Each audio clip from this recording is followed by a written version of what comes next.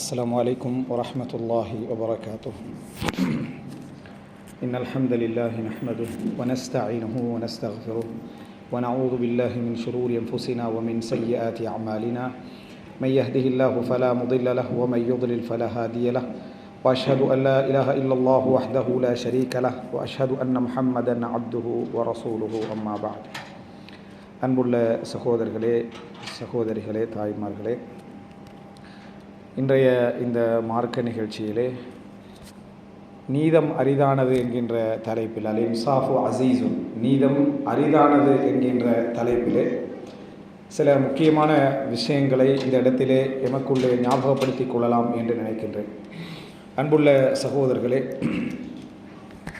இந்த நீதம், நீதி, நியாயம் என்கின்ற சொற்களை அறியாத மனிதர்கள் இல்லை என்று சொல்கின்ற அளவில் ஒரு சிறப்பான ஒரு குணம்தான் மனிதனுடைய இந்த நீதி காட்டக்கூடிய, நியாயமாக நடக்கக்கூடிய அந்த குணம் என்பது. சொல்லப்போனால் எல்லா அஹ்லாக்குகளுடைய ஒரு தலையாய குணம் என்று என்ன செய்யலாம், இந்த நீதியை நாம் சொல்லலாம். ஆனால் இந்த நீதியான குணம் என்ற அந்த நீதி செலுத்தல் என்கின்ற பண்பாடை பொறுத்த வரைக்கும் அது நான் ஏற்கனவே சொன்னது போன்று நல்ல அடையாளங்களுடைய, நல்ல பண்பாடுகளுடைய தலைவாசல் என்று சொன்னேனே, அதில் வராது. என்ன காரணம் என்று சொன்னால், அதிகமான நேரங்களில் நீதியை மனிதன் விரும்புவதெல்லாம் அது தனக்கு சார்பாக இருக்கிற நேரத்தில் தான், அது தனக்கு அதாவது தோதுவாக இருக்கிற நேரம்தான் மனிதன் அந்த நீதியை எதிர்பார்க்கிறான், நீதியை என்ன செய்கிறான், விரும்புகிறான். அதற்கு மாற்றமாக இருக்கிற நேரத்தில் அந்த நீதியை மனிதன் ஏற்றுக்கொள்ளக்கூடியவனாக இருந்தாலும் விரும்புவது கஷ்டம். ஏற்றுக்கொள்ளக்கூடியவனாக இருந்தாலும் அதை விரும்புவது அவனுக்கு என்ன செய்யும், ஒரு சிரமமாக இருக்கும். அதனால் யாரெல்லாம் இந்த நீதி, நியாயம் என்கின்ற பகுதியிலே செயல்படுகிறார்களோ அவர்கள் அனைத்து மனிதர்களாலும் விரும்பப்படுவதற்கான எந்த விதமான சந்தர்ப்பமும் இல்லை. ஒரு நீதிபதியை ஊரே விரும்புதண்டா அவர் நீதிபதி இல்லைன்னு அர்த்தம். ஒரு ஊரே ஒரு நீதிபதியை என்ன செய்கிறது, விரும்புகிறது என்று நீங்கள் பார்த்தீங்கன்னா அவர் நீதிபதி இல்லைன்னு அர்த்தம். என்ன காரணம் என்றால், ஒரு நீதிபதி இருக்கிற ஊரில் இருக்கக்கூடிய எல்லாருமே அகலாக்குடையவர்களாக, எல்லாரும் மார்க்கமுடையவர்களாக, எல்லாரும் தீனுடையவர்களாக இருந்தால் நீதிபதியுடைய தேவைகள் அங்கே என்ன செய்யும், மிக மிக மிக மிக குறைவாக இருக்கும். நம்ம வரலாற்றில் படிப்பது போல், ஒரு தோட்டத்தை ஒருத்தர் வாங்குறாரு, அந்த தோட்டத்தை வாங்கின பின்னால் அதுக்குள்ளே என்ன செய்யுது, ஒரு புதையல் கிடைக்குது. தோட்டத்தை வாங்கினவர் ஓடோடி போகிறாரு வித்தவர்கிட்ட போய், புதையல் உள்ளுக்கு இருக்கிற விஷயம் உங்களுக்கு தெரியாது, புதையல் உங்களுக்குரியதான் என்றார். புதையல் உங்களுக்குரியதான் என்றார். நம்ம ஊரில் தோட்டத்தில் எப்படி நடந்திருந்தால் வித்தவர் ஓடி இங்கே வந்திருப்பார்.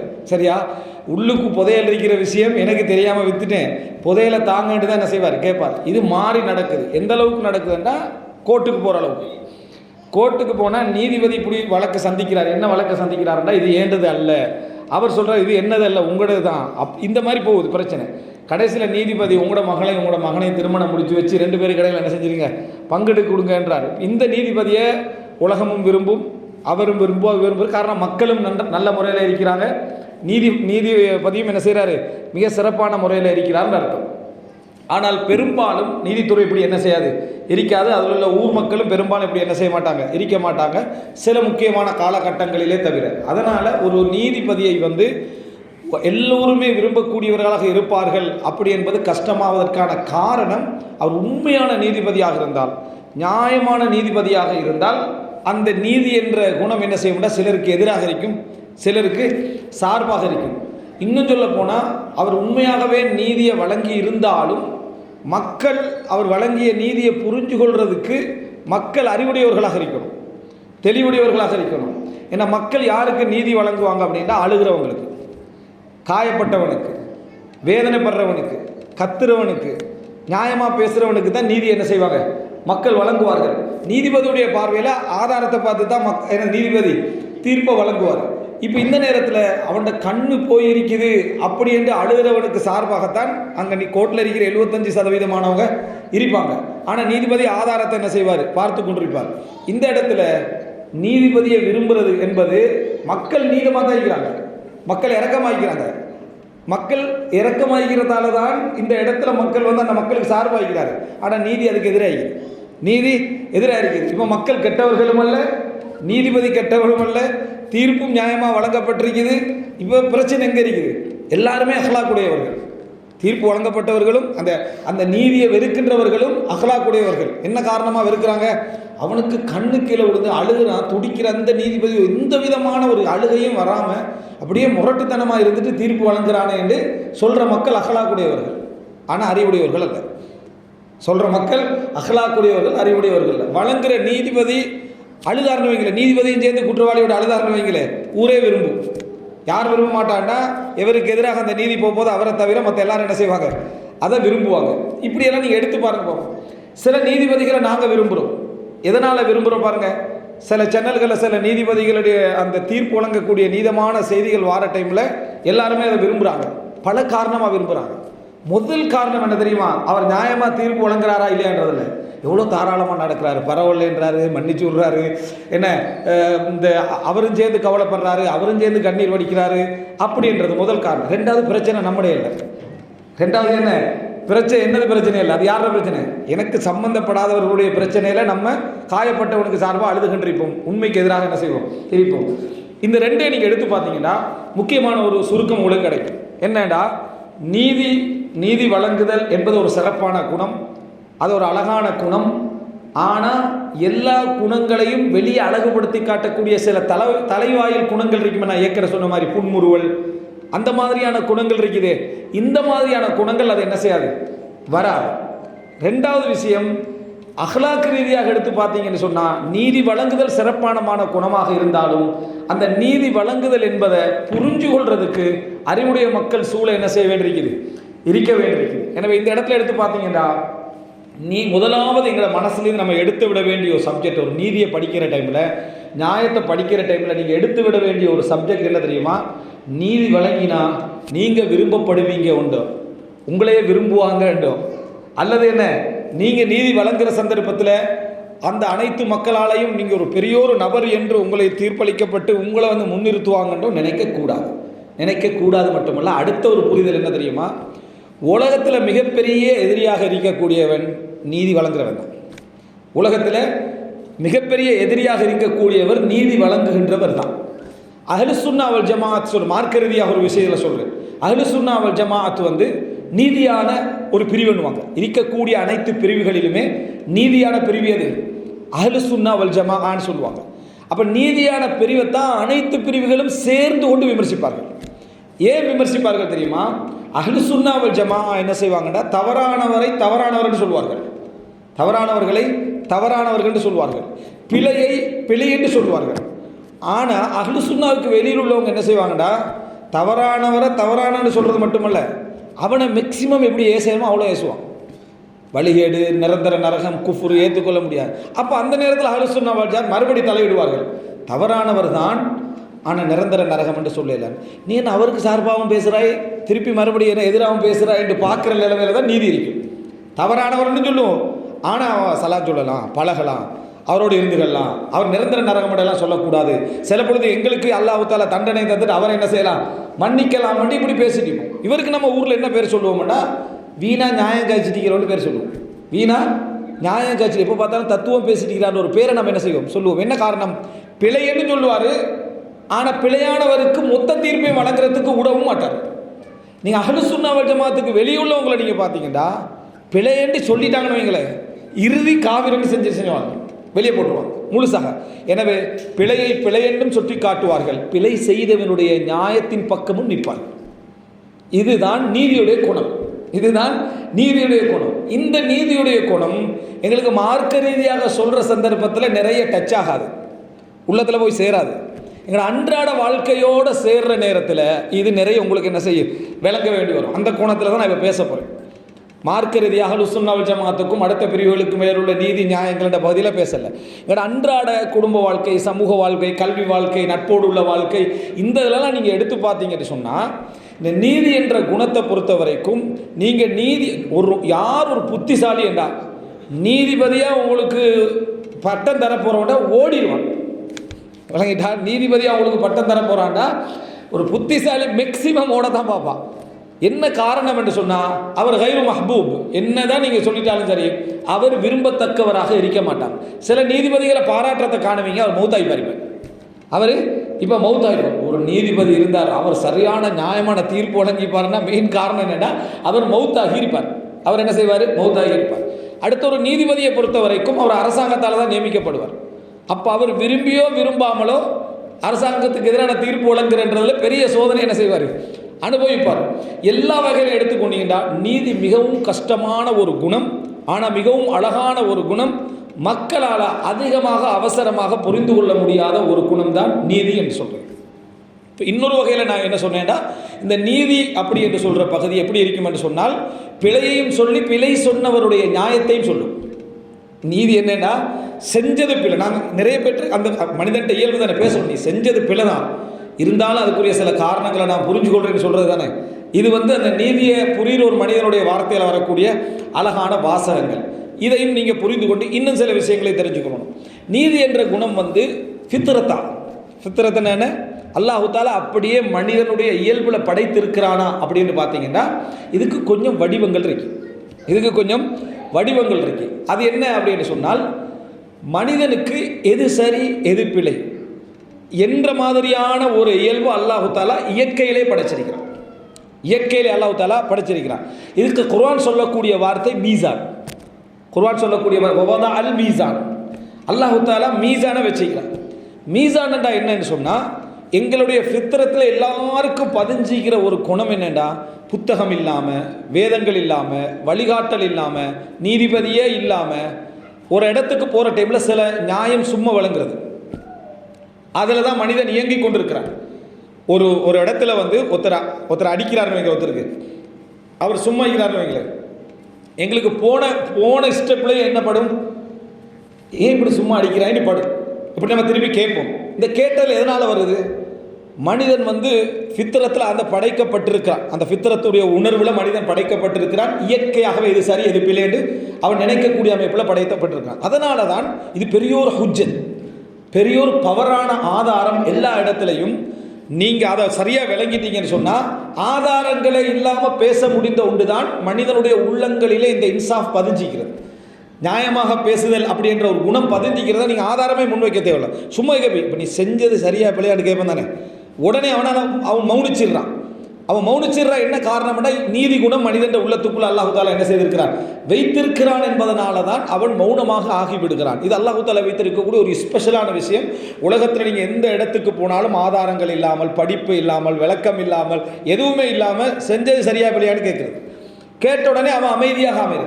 உலகத்தில் எந்த கோட்டுக்கு கொண்டு வந்த திருடனும் திருடுவது சரி அப்படின்னு எங்கேயா பேசிக்கிட்ட நீங்கள் கேட்டீங்க, திருடுறது சரியாக நீ பேசின எந்த திருடனே நீங்கள் பார்க்க மாட்டீங்க. எதனால் அவன் பேசாமல்? அவன் சட்டம் படித்திருக்கிறான், திருடு ஹராம் என்று படித்திருக்கிறான், அல்லது திருடு எல்லா மார்க்கங்களையும் குற்றம் என்று படித்திருக்கிறான். அதுக்காக அல்ல, அவனுடைய உள்ளத்தில் அல்லாஹ் தஆலா படைச்சு வச்சுக்கிறான். என்ன திருட்டு என்றது பிழை என்ற அந்த உணர்வை படைச்சு வச்சுக்கிறான். அப்போ அவன் என்ன பேசுவான்? நான் திருடினது எதன் காரணமாக பேசுவான். பேசுவான். இந்த ரெண்டு இடத்தை தான் நான் இப்போ உங்களுக்கு சொல்லுவார். சரி பிழை என்கின்ற இடத்தை அல்லாஹ் தஆலா படைச்சு வச்சுக்கிறான், மனிதன் உள்ளத்தில் படைச்சு வச்சுக்கிறான். அடுத்தது சொன்னது நீதி அல்லவே, நியாயம். அடுத்தது சொன்ன என்னது? நியாயம். அரபில் இதுக்கு சொல்லுவாங்க அதுலண்டா நீதி, அதாலத்தண்டா நீதி. ஆனா இந்த இன்சாஃப் என்று சொல்றது, உதுர் அப்படி என்று சொல்றது நியாயம். நியாயமாக தீர்ப்பு வழங்குன்னு சொல்லுவோம். பார்த்தீங்களா, தீர்ப்புண்டா நீதி, நியாயம். நியாயத்தை சேர்த்துக்கொள்வோம் அதில். சரியா? நியாயம் என்றது நாங்கள் நீதி என்ற கருத்தில் தான் எல்லா இடத்துலையும் பேசுவோம். இருந்தாலும் நியாயம் என்ற வார்த்தைக்கு அர்த்தம் என்ன என்று சொன்னால், காரணங்கள் சொல்லுதல். அப்போ அந்த நீதியாக இருக்கிறவனுக்கு திருடினது நியாயமற்ற மாதிரி வழங்கு. திருட்டு சரியன்றதுக்காக இல்லை, நீதிபதியை என்ன செஞ்சிருவார்? யோசிச்சு பார்த்துட்டு திருடினது என்னது சரிதான், அப்போ அவர் திருட்டை நியாயப்படுத்தலை, இவன் செஞ்ச திருட்டு நியாயம் என்ன செய்கிறாரு? சொல்ல வராரு. இது நீதித்துறையிலேக்கு வரைக்கும் நமக்கு வழங்காது. குடும்பங்கள் என்று படிக்கிற சந்தர்ப்பத்தில் உங்களுக்கு இந்த நியாயமும் நீதியும் எப்படி மிக்ஸ் ஆகுது, எப்படி பிரியுதுன்றது உங்களுக்கு என்ன செஞ்சிடும்? விளங்க வந்துடும். அத்தனை தவறையும் நியாயப்படுத்துதல் எப்படி நடக்கும் என்றதுதான் இப்போ நம்ம தெரிஞ்சுக்கொள்ள வேண்டிய விஷயம். நீதியை எல்லாரும் சரியாக பேசிடுவாங்க. நீதியை எல்லாரும் மார்க் அடிப்படையில் எடுத்துக்கொண்டீங்கன்னா, உலகத்தில் உள்ள ஆக கெட்ட விதத்துக்கள் உள்ளவரும் நீதியை சரியாக பேசலாம். ஷிர்க்கு கூடாதுன்னு எல்லா குர்ஆன் வசனத்தையும் சொல்லலாம், விதத்து கூடாதுன்னு எல்லா குர்ஆன் வசனத்தையும் சொல்லலாம், பாவம் செய்கிறது கூடாது எல்லா குர்ஆன் வசனத்தையும் சொல்லலாம். அவருக்கு எது சொல்ல முடியாதுன்னா, எது ஷிர்க்குன்னு சொல்லலாம், எது விதத்துன்னு சொல்ல இல்லாமல் போகும். காரணம், அவர் ஒவ்வொன்றுக்கு ஒரு நியாயம் வைத்திருப்பது. இதே மாதிரி தான் குடும்பங்களில் பிரச்சனை வர சந்தர்ப்பங்கள் எல்லாம் என்ன பேசுவாங்க, நீ செஞ்சது பிழையா சரியான பிழைன்றுவான், ஆனால் ஏன் செஞ்சேன்னு ஒரு விளக்கம் சொல்லுவான். இதுதான் பல இடங்களில் நாங்கள் நீதியை சரியாக புரிஞ்சு கொள்ள இல்லாமல் தேவையில்லாத பிரச்சனைக்குள்ளே போய் தடுமாறுவதற்கான காரணம். இந்த பகுதிக்கு பேர் இன்சாஃப், இந்த பகுதிக்கு பேர் இன்சாஃப், அல்லது இந்த பகுதிக்கு பேர் உதுர், நியாயம், காரணம் என்கின்ற பகுதி. முதல் பகுதி ஒரு பெரிய துறை. எது நீதி என்று, எது நியாயம் என்று புரிஞ்சு கொள்ள, எது நீதி எது தீர்ப்பு என்று புரிஞ்சு கொள்ளக்கூடிய அந்த பகுதி இருக்குதே, அது ஒரு பெரிய ஒரு பாபு. அது மனிதன் ஃபித்ரத்தாலையும் புரிந்து கொள்வான், இயற்கையான தன்மையாலையும் புரிந்து கொள்வான், அக்ல் சிந்தனையாலையும் என்ன செய்வான் அவன் புரிந்து கொள்வான். மார்க்கம் அதை வரையறைப்படுத்தும். மார்க்கம் என்ன செய்யும், வரையறைப்படுத்தும். முஸ்லீம்கள் நீதி என்று பார்க்கிறத இஸ்லாத்துக்கு வெளியுள்ளவன் சில பொழுது என்ன செய்ய மாட்டான், நீதி என்று பார்க்க மாட்டான். இஸ்லாத்துக்கு வெளியுள்ளவர்கள் நீதி என்று பார்ப்பதை ஒரு முஸ்லீம் என்ன செய்ய மாட்டான், நீதி என்று பார்க்க மாட்டான். கல்வி படிக்காதவன் நீதி என்று பார்க்கக்கூடியதை, நீதி இல்லை என்று பார்க்கிறத ஒரு கல்வி படித்தவன் என்ன செய்வான், நீதி என்று பார்ப்பான். இந்த நீதி என்ற பகுதிகளை நான் இந்த இடத்தில் பேச வரவில்லை. நீதி படிக்கணும், வாசிக்கணும், தெரிஞ்சுக்கொள்ளணும், இயல்பு அதுக்கு ஒத்துழைச்சி வரும். ஆனால் நியாயங்கள் இந்த சப்ஜெக்டை பொறுத்த வரைக்கும் அசீஸ் மிகவுமே என்ன செய்யும் என்று சொன்னால், ஒரு நியாயத்தை புரிந்து கொள்ளலும் ஒரு நியாயத்தை சொல்லுதலும் இந்த உலகத்தில் மிக மிக மிக மிக குறைவாக இருக்கும். நீதியை ஒத்துக்கொண்டுட்டு தான் பொய்யான நியாயங்களை வைப்பார்கள். நீதியை ஒத்துக்கொண்ட பின்னால் தான் பொய்யான நியாயங்களை வைப்பார்கள். அதன் காரணமாகத்தான் உண்மையானவன் யாரு, நியாயமானவன் யார் என்று தெரியாமல் போறதெல்லாம் இதன் காரணமாகத்தான் என்பதை நம்ம என்ன செய்ய வேண்டும், புரிந்து கொள்ள வேண்டும். இன்னும் சொல்ல போனால் இதை இன்னும் நல்லா நீங்கள் விளங்கணும்னா, நியாயம் என்றது அரிதானதுன்றது விளங்கணும்டா, நாங்கள் இப்போ பேச பேச உங்களுடைய மனதில் எந்த லெவலுக்கு வரும்டா, உங்களை குறித்து மற்றவர்கள் நியாயம் இல்லாமல் நடந்து கொண்டதில் தான் கூட வரும். நம்ம மற்றவர்களிடத்தில் நியாயம் இல்லாமல் நடந்து கொண்டதில் கூட சிந்தனையில் வராது. என்ன காரணம் என்றா, மனிதன் எப்பையும் தன்னை வச்சு தான் மற்றவங்களை என்ன செய்வான், யோசித்து கொண்டிருப்பான். அதனால் இந்த டோட்டல் பயான் முடிஞ்ச பிறகும் நீங்கள் உண்மைதான் நீதம் அரிதானது தான் என்ற விளக்கத்தோடு போனாலும் அது எப்படி இருக்கும்னா, அடுத்தவனுக்கு நம்ம செஞ்ச நியாயம் இல்லாதன்னு இருக்காது, எமக்கு இவன் செஞ்சது நியாயம் இல்லை என்ற விளக்கத்தோடு தான் போகும். ஏன்னா நியாயம் அரிதானதுன்றதுனால நம்ம அடுத்தவனுக்கு அதை கொடுக்கறதுன்றது மிக குறைவாக இருக்கும். அம்மார் பின் யாசிர் ரலியல்லாஹு அன்ஹு சொல்கிறாங்க, சஹீஹுல் புகாரியில் வரக்கூடிய செய்தி, அதாவது 3 விஷயத்தை சேர்த்தவன் ஜமால் ஈமான், முழு ஈமானை சேர்த்து கொண்டான்றான். 3 விஷயங்களை சேர்த்து கொண்டவன் முழு ஈமானையும் சேர்த்து கொண்டான் அப்படின்றாங்க. அதில் முதலாவது சொல்கிறாங்க, அல் இன்சாஃபு மின் நஃப்ஸிக், அல் இன்சாஃபு மின் நஃப்ஸிக், உன்னிடமிருந்து பிறருக்கு நீ நியாயம் வழங்கல். அப்படின்னா என்ன, ஒன்ற விஷயத்தில் நடந்து கொண்ட மற்றவர்களுக்கு நியாயமானது தான், அவர் செஞ்சது சரிதான், அவர் செஞ்சது நியாயம்தான், அதில் எந்த பிழையும் இல்லை, நான் தான் பிழை விட்டேன், நான் தான் இந்த இடத்துல தவறு, நான் இதை செஞ்சிருக்க கூடாது தான் என்று நீ நியாயம் வழங்கு. அவன் செஞ்சிருக்க கூடாதான் என்றாலும் மன்னிச்சேன் என்றதல்ல, நான் செஞ்சிருக்க கூடாது, நான் செஞ்சது பிழை, நான் அந்த மாதிரி நடந்திருக்க கூடாது, இந்த விஷயத்தில் நான் யோசிக்காமல் நடந்துட்டு இந்த விஷயத்தில் சரியாக இல்லை என்று நீ நியாயம் வழங்குதல் ஈமான உனக்கு பூர்த்தியாக்குற மிக முக்கியமான. அப்படின்னா அவருடைய பார்வையில் 33% பகுதி அது எது, நீ அடுத்தவர்களுக்கு நியாயமாக நடந்துவதா, அடுத்தவர்கள் விஷயத்தில் நீ பிழை விட்டா என்பதை ஒத்துக்கொள்ளல் முதல் அம்சம். 2வது சொல்றாங்க, தஸ்லீமுல் ஆலம், தனிப்பட்ட நபருக்கு தெரிந்தவர்களுக்கு சலாம் சொல்லாமல் அனைவருக்கும் சலாம் சொல்லுது, அனைவருக்கும் சலாம் சொல்லுது. உன்னோட சலாத்துல இஹ்லாஸும் பொருளாதாரமும் அதுவும் இதுவும் மிக்ஸ் ஆகிருக்கக்கூடாது. சலாம் ஸ்பெஷலாக எல்லாருக்கும் அனைவருக்கும் என்ன செய்யணும், வரணும் அப்படி என்று சொல்றது 2வது சொல்றாங்க. அடுத்த 3வது சொல்றாங்க, அல் அஸ்ஸதகத்து மினல் இக்தார், வறுமை அஞ்சிய நிலையில் கஞ்சத்தன உணர்வுகள் மேலோங்குகின்ற கட்டத்தில் கொடுக்கக்கூடாது என்ற உணர்வோடு இருந்தும் நீ தர்மம் செய்த, இருந்தும் அதை வென்று நீ தர்மம் செய்தது. இந்த 3ம் இருந்தால் ஜமா அல் ஈமான், அவர் முழு ஈமானை என்ன செஞ்சாரு, பூர்த்தி செய்து கொண்டார் என்றது. இந்த இன்சாஃபு மின் நஃப்ஸிக் என்றது, அதாவது அந்த நீதமான உணர்வு அடுத்தவர்களுக்கு உன் விஷயத்தில் நீ வழங்குதல், உன் விஷயத்தில் அடுத்தவர்களை மன்னிக்கிறதல்ல, நீ அடுத்தவர்களுக்கு என்ன செய்கிறது, வழங்குதல் என்பதை தெரிந்து கொள்ள வேண்டும். இப்போ பாருங்க, எவ்வளோ காம்ப்ளிகேட்டடான ஒரு தலைப்பு இந்த நீதத்தை புரிந்து கொள்வது. இப்போ நான் ஃபஸ்ட்டுக்கு சொல்லக்கூட இந்த தலைப்பை புரிஞ்சு கொடுக்கும் டைம் ஆகணும் வைங்களேன். அப்படின்னா நம்ம வழங்குற டைமில் எப்படி ஒரு விஷயத்தை புரிஞ்சு கொள்வது, அதனால் அந்த நீதத்தை புரிஞ்சு கொள்வதும் அரிது, புரிய வைக்கிறது அரிது, இவரால் அதை செலுத்த முடிஞ்ச அந்த கட்டம் என்ன செய்யும், மிகவும் அரிதாக இருக்கும். இந்த நீதம் இந்த இடத்துல நீங்கள் புரிஞ்சுக்கொண்டீங்கன்னா அடுத்த கட்டத்தை பாருங்கள். இந்த நீதம் என்ற உணர்வு எப்படி, இப்போ இந்த தலைப்புடைய முழு நோக்கமும் என்னன்னா, நீதம் எவ்வளவு அரிதானதுன்ட்டு கடைசியில் ஒரு சின்ன ஒரு உபதேசம் தான். அந்த இவ்வளோ அரிதானதுன்னு விளங்கினா நம்ம என்ன செய்யணும்ன்றதுதான். அரிதை பெரிதாக கேளாது, அரிதை பெரிதாக கேளாது, அரிதுன்னா அது அரிதுனா. அப்போ நம்ம தான் அதை என்ன செய்யணும்னு ஒரு முடிவுக்கு வரணும்.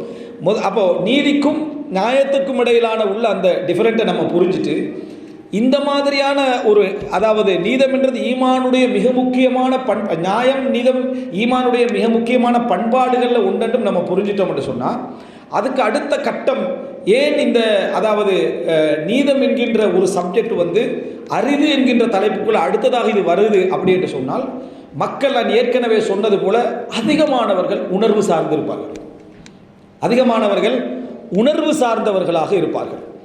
அறிவும் உணர்வும் கலந்து அறிவை முற்படுத்தக்கூடிய தன்மையில் அதிகமான மனிதர்கள் இருக்க மாட்டார்கள்,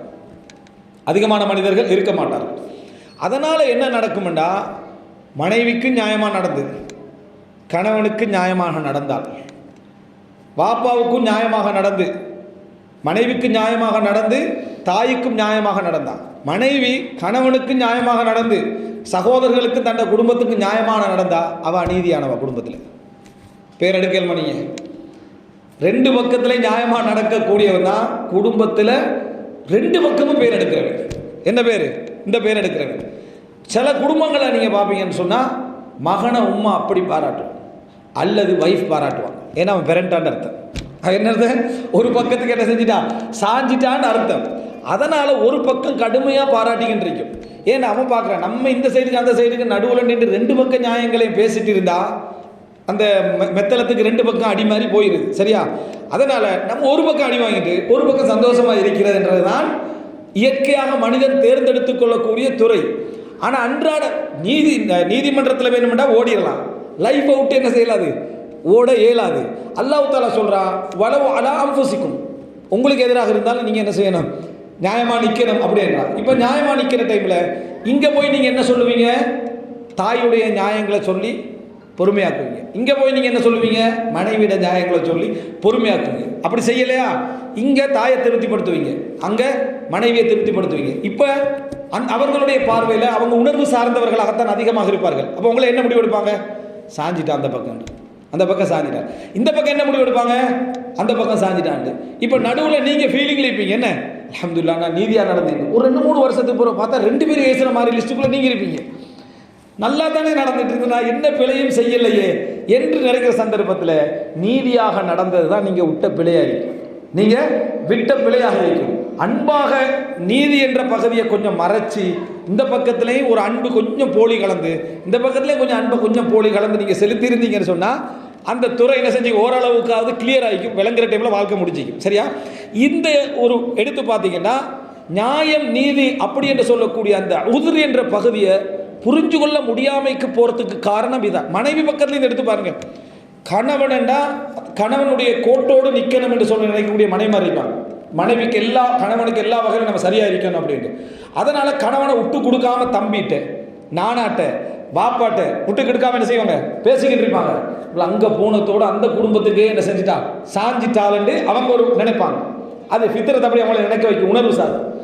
இங்கே வந்தால் கணவன்கிட்ட கொஞ்சம் எங்களோட தம்பியை கொஞ்சம் கவனிச்சுக்கங்க, நானை கொஞ்சம் கவனிச்சுக்கங்க, இவர் ஒரு விளக்கம் சொல்லி கேட்டுருப்பாருன்னு வைங்களேன். இந்த மனைவிக்கு பேர் என்னண்டா, 2 பக்கமும் இல்லாத ஒரு நடு வாழ்க்கை இருக்கு.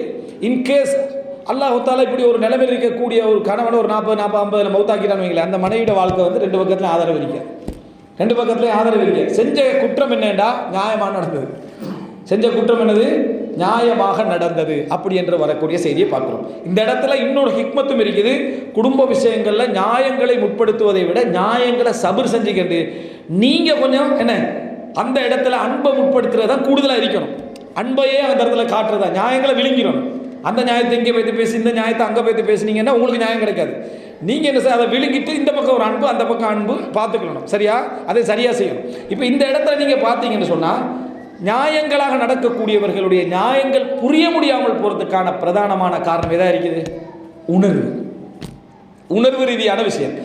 மனிதர்கள் எப்பொழுதுமே உணர்வு பூர்வமாக உணர்வு மிக்கவர்களாக இருப்பதன் காரணமாக ஒரு நாளும் நீங்கள் எவ்வளவு நியாயமாக 2 பக்கத்திலே நடந்துட்டாலும் சரி, நீங்கள் நினைச்சிடவானா நீங்கள் ஒரு நியாயவான் அப்படின்னு உணர்ந்து கொள்வார்கள் நினைக்குவாங்க. ஆனால் உங்களுக்கு அந்த பாராட்டெல்லாம் தருவான், அவர்கள் கூட தருவான். எப்போடா பிரச்சனைகள்லாம் அமைதி அடைஞ்சு ஒரு சிக்கல் இல்லாத 1-2 நாட்களும் நிமிடங்களும் மாதங்களும் வந்தால் அந்த இடத்துல திடீர்னு உங்களே பாராட்டுவாங்க.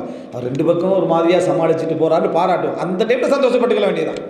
ஆனால் யூட்டேன் வரும், சரியா? இயற்கையான ஒரு அம்சம் என்று சந்தோஷப்பட்டுக் கொள்ள வேண்டியதான். இன்னொரு காரணம், இப்போ இந்த உணர்வு ரீதியாக வர விஷயம் குடும்ப ரீதியாக மட்டுமல்ல, நீங்கள் சமூகத்திலையும் தான், அடுத்தடுத்தவங்களோட விஷயத்திலையும் தான், எல்லா இடத்துலையும் நீங்கள் இதை பார்ப்பீங்க. அறிவு ரீதியான நபர்கள் குறைவாக இருப்பது ஒரு காரணம். அப்போது அறிவு ரீதியான நபர்கள் 3வது கட்டம் எடுங்க. அறிவு ரீதியான நபர்களாக இருக்கிறாங்க, அறிவு ரீதியாக உங்களுடைய நியாயங்களை சிந்திக்கக்கூடியவர்களாக இருக்கிறாங்கன்னு வைங்களேன். அறிவு ரீதியாக இந்த அறிவு ரீதியாக நியாயங்களை சிந்திக்கக்கூடியவங்களுக்கு முழுமையான அந்த அறிவு கிடைப்பதற்கு நிறைய பண்பாடு இருக்கிறாங்க. அறிவெல்லாம் விளங்கிடுவாங்க. நியாய அவநியாயங்களை புரிஞ்சு கொள்ளக்கூடிய அறிவுகள் எல்லாவற்றையும் வளர்த்துவாங்க. பண்பாடு இல்லைன்னு வைங்களேன். பண்பாடு இல்லைன்னா என்ன? பொறாமைக்காரன். உதாரணமாக முஆவியா ரலியல்லாஹு சொல்கிறாங்க, இன்னி ல அக்திர் அன் உர்திய குல்ல வாஹிதின், நான் எல்லா நபர்களையும் திருப்திப்படுத்துவதற்குரிய ஆற்றல் எனக்கு இருக்கின்றார் முஆவியா ரலியல்லாஹு. இல்லா ஹாசித நிஅமா, ஒரு நிஅமத்தில் பொறாமைப்படுகின்றவனை தவிர. அவனை திருப்திப்படுத்துறேன்டா ஜவாலுஹா, இந்த நியமத்திலாம் போனால் தான் அவன் என்ன செய்வான்? திருப்திப்படுவான். உங்களில் ஒரு பொறாமைப்பட்டான்னு வைங்களேன், அவன் பொறாமைப்பட்டுட்டான்டா, அவன்கிட்ட நீங்கள் வந்து எவ்வளவு அறிவு வளர்ந்திருந்தாலும் சரி, அவன் உணர்வு பூர்வமானவனாக இல்லாமல் அறிவை முற்படுத்தக்கூடியவனாக இருந்தாலும் அவன்கிட்ட நீங்கள் நியாயத்தை எதிர்பார்க்க இயலாது. 5 நேரம் தொழக்கூடியவராக இருப்பார், எல்லாம் இருக்கும். எல்லாம் இருந்தாலும் இந்த ஹசது வந்துட்டுன்னு வைங்களேன், இந்த ஹசது வந்துட்டுன்னு சொன்னால் அவன்கிட்ட உனக்கு நீங்கள் அந்த ஹாசிதை கண்டுபிடிக்கல. பொறாமைக்காரனை கண்டுபிடிக்கிறதெல்லாம் என்னது மிச்சம் கஷ்டமாக இருக்கும். ஒரு 10 வருஷத்துக்கு போகிறது இவன் தான் மெயின் பொறாமைக்காரனாக இருந்திக்கிறான்னு விளங்குறது கஷ்டமாகிடும். ஸோ அவனை நீங்கள் திருப்திப்படுத்துறது கஷ்டமாகவே இருக்கும். பல இடங்களில் நீங்கள் நியாயங்களை சொல்லியிருப்பீங்க, இதுதான் பிரச்சனைக்கு காரணமாகிடுச்சு, இல்லை உன்னிட்ட தான் நான் ஒரு பிழையை பார்க்குறேன். நீங்கள் உங்களே குற்றவாளியாக்கி நீங்கள் ஒரு குற்ற உணர்வோடு தெரிவிங்க. 10வது வருஷம் தான் விளங்கி இவன் பொறாமக்காரனாக இருந்திக்கிறான் விஷயம். அதுக்கப்புறம் 10 வருஷம் போய் இவனை திருப்திப்படுத்துறது மிகவும் கஷ்டம் என்றார். ஏன்னா முஆவியா ரலியல்லாஹு அவர்கள் என்ற அளவுக்கு தனக்கு கீழுள்ள மக்களை திருப்திப்படுத்துகிற விஷயத்தில் மிகவும் முயற்சிகளை எடுத்தாங்க. இவரை என்னால் என்ன செய்யலாது, திருப்திப்படுத்த முடியாதுன்னு முஆவியா ரலியல்லாஹு சொல்கிறாங்க. எனவே அறிவுள்ள மக்களாக இருந்து உணர்வுள்ள மக்கள், உணர்வு சார்ந்த மக்களை பொறுத்த வரைக்கும் அது வேறு. அறிவையே முற்படுத்தக்கூடிய ஒரு 25-30 பேர் உங்களுக்கு கிடைச்சிட்டாலும் ஹாசிது நிஅமாவாக இருந்தால், உங்களை சூழ உள்ளவர் ஒரு பொறாமைக்காரராக இருந்தால் மிகவும் கஷ்டம். அவருடைய பண்பாடு, அவருடைய இஹ்லாஸ், அவருடைய தக்வா எல்லாம் உங்களை என்ன செஞ்சிடும்? ஒரு பொறாமைக்காரனை என்ன செஞ்சிடும்? மறைச்சிடும். இஸ்லாம் பாதுகாப்பு தேட சொன்ன ஒரு மிக மோசமான குணம் எங்களை சூழல்கிறா அது பொறாமையை தான். குல்லபிர பின்னாசை குல்லபிர ஃபலக்கி ஒவ்வொரு தொழுகையிலையும் ஓது, ஒவ்வொரு தொழுகை சலாம் கொடுத்தவரும் ஓது. அமீன் ஷர்ரி ஹாசிதின் இதா ஹசத், அதை ஓது என்று சொல்லி தந்தது எங்களுக்கு என்ன? இஸ்லாம் அட பெருமதி என்ன? அட பெருமதி நீங்கள் விளங்கி சுற்றி உள்ள பொறாமை தான். உறவுகளில், நெருக்கமானவர்கள் எல்லாரிலும் இருக்கு. 2வது, இந்த அறிவுள்ளவர்களுடைய விஷயத்தில் நீதி நியாயத்தை நீங்கள் வந்து அவர்கள் சூழலாக எதிர்பார்க்க முடியாது போகிற காரணம், அறிவு நல்ல விளக்கம் இருந்து என்னுடைய நியாயங்களை புரியக்கூடிய ஆற்றல் உள்ள வேறு உணர்வை முற்படுத்த மாட்டார். அறிவைத்தான் முற்படுத்துவார் என்றால் அவருக்குள்ள பிரச்சனை என்ன தெரியுமா? கிபிர், பெருமை இருந்துட்டுன்னு வைங்களேன். பெருமை இருந்துட்டா ஒரு நாளும் நியாயத்தை நீங்கள் பேசுகிறத ஏற்றுக்கொள்ள மாட்டாங்க. நியாயத்தை நீங்கள் பேசுகிறத ஏற்றுக்கொள்ள மாட்டாங்க. இந்த பெருமையுடைய ஒரு சகோதரர் சொல்லுவார், பெருமையுடைய அண்ணன் தம்பி எழுக்கிறாங்களே, பெருமையுடைய அண்ணன் தம்பிகள்னா பெருமை இல்லாது, ஆனால் தன்முனைப்பு சிந்தனையாக இருக்கு. எப்போ பார்த்தாலும் அவரை வச்சு தான் உலகத்தை யோசிக்கிறது. உலகம் ஏன் முன்னேறுதுண்டா அப்படின்னா இவரை வச்சு தான் இருக்கும். இப்போ இந்த மாற்றம் நடந்தது இவரை வச்சு தான், உலகத்தில் நடக்கிற எல்லாமே இவரை வச்சு தான் நடக்கிற மாதிரியே இவருக்கு ஒரு கற்பனை பண்ணிருக்கும். சிலருடைய பேச்சில் நீங்கள் பார்க்கலாம், இப்போ முந்தியில் உள்ள பெருநாள் மாதிரியெல்லாம் இப்போ பெருநாள் இல்லை. ஏன்னா இவரை வச்சு தான் உலகம். சின்ன பிள்ளைலாம் பெருநாள் கொண்டாடிக்கிறதா, இவனுக்கு வயசாகிட்டு சரியா, ஊருக்கு 50 வயசு ஆகிட்டா இவனுக்கு பெருநாள் மாதிரி இருக்காதான். இவர் என்ன நினைக்கிற, பெருநாள் மாறிட்டேன், நீ மாறிட்ட, உனக்கு வயசு 50, உனக்கு வயசு 50. பிள்ளைகள் 10 வயசில் அதே சந்தோஷத்தோடு தான் இருக்கு, அதே சந்தோஷத்தோடு தான் போகுது. முந்தி மாதிரியான சந்தோஷங்கள் இந்த நாட்களில் இல்லைன்னு நினைக்கிறேன். உனக்கு இல்லை, உன்னை வச்சு உலகம் இல்லை. ஆனால் என்னோட சிந்தனை ஃபுல்லாக உலகம் மாறிட்டு நீ மாறிட்டா, உனக்கு வயசாகிட்டு. 60 வயசாகல இன்னும் உலகம் இருக்குது. 70 ஒன்றுமே பிரயோசனம் இல்லைன்ற மாதிரி ஆகும். அதை வச்சு சின்ன பிள்ளைகளுக்கெல்லாம் நீ சொல்லக்கூடாது. இதுக்கு பேர் தன்முனைப்பு, தன்னை வச்சு உலகத்தை யோசிக்கிறது. எந்த அளவுக்கு அடுத்தவருடைய சிறப்பை பாராட்டணும் என்றாலும் அவன் சொன்னால் ஏற்றுக்கல மாட்டான், இவர் சொல்லணும். கணவன் மனைவி வச்சு சொன்னா தான் நல்லா வேணும். இப்போ மனைவிட்ட சொல்கிறேன், அல்ஹம்துலில்லாஹ் நீ செஞ்ச ஒரு தியாகத்தால் தான் இன்றைக்கு நான் இப்போ இந்த இடத்துல இருக்கிறேன் அப்படின்னு நீங்கள் சொல்கிறீங்கன்னு வைங்களேன்.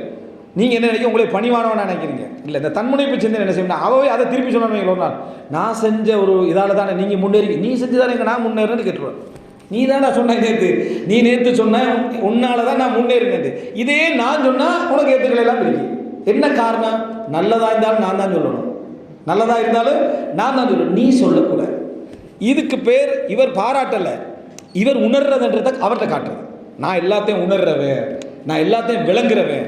இது வந்து ப்ளஸுக்கு மைனஸுக்கு மேலே வந்தால் பிரச்சனை இல்லை, மைனஸுக்கு மைனஸ் வந்தால் பிரச்சனை இல்லை, ப்ளஸுக்கு டபுள் ப்ளஸ். அங்கே ஒரு ப்ளஸ்ஸாக இருந்தாலும் நான் டபுள் ப்ளஸில் தான் எப்போ இருப்பேன். நான் உன்னை ஏற்றுக்கிறேன் பார்த்தியா, உன்னை நான் எவ்வளோ புரிஞ்சுக்கொள்கிறேன் பார்த்தியா, நீ வந்து எவ்வளோ நல்ல நீ சொல்கிறதில்ல நான் உனக்கு சொல்லி தந்திக்கிறேன் பார்த்தியா. அதாவது நீ ஒரு மடையன், நீ ஒரு விளங்காதவன் என்று சொல்கிறத நான் அதிகமாக சொல்கிறேன்.